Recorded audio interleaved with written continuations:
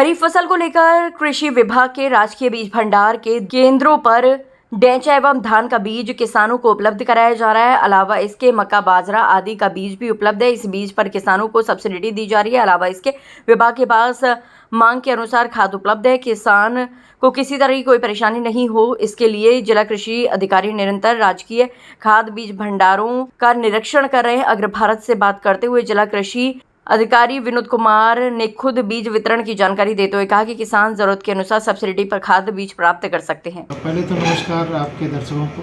मैं आपको अवगत कराना है कि हमारे सभी राजकीय कृषि बीज भंडारों पर ढैंचा और धान की उपलब्धता सुनिश्चित कर ली गई है। ढैंचा आपको 155 रुपये पर केजी के अनुसार उपलब्ध है, लेकिन उसके आधे रेट पर ही आपको मिलेगा। वहाँ से एक काम आपको करना पड़ेगा, जो भी बीज आपको लेना है उससे पहले आपको बुकिंग करानी है। बुकिंग की वेबसाइट है www.agriculture.up.gov.in। इस पर आप जाएंगे और आप बुकिंग अपनी कर देंगे कि इस बीज के लिए आपको आवश्यकता है, तो आपको उपलब्ध हो जाएगा।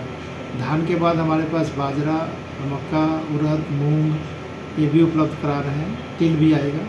तो आप सभी किसान साथियों से अनुरोध रहेगा आपके माध्यम से कि आप लोग ज़्यादा से ज़्यादा पहुँचकर इस सब्सिडी का लाभ लें और अच्छे बीजों को उपयोग में लाएं।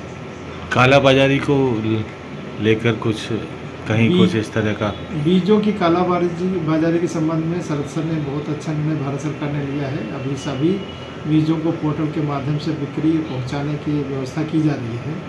तो ये साथी पोर्टल नाम से सारे विक्रेता उस पर एंट्री करेंगे कि उनके यहाँ जो भी प्रोडक्ट आया हुआ है उसकी जहाँ से प्रेषित किया गया है उसका सोर्स क्या है।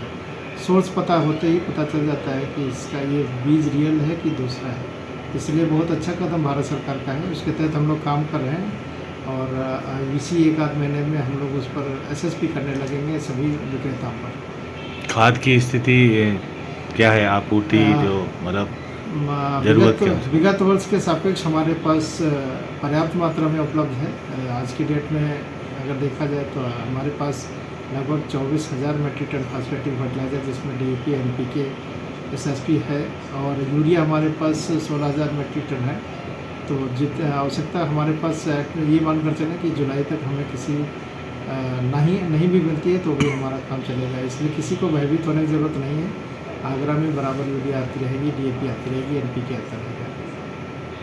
अब देखना होगा कि कृषि विभाग खरीफ फसल के लिए किसानों की मांग के अनुसार खाद बीज उपलब्ध करा पाता है कि नहीं। फिलहाल विभाग की अपील है कि सभी किसान नियम अनुसार खाद बीज प्राप्त करें।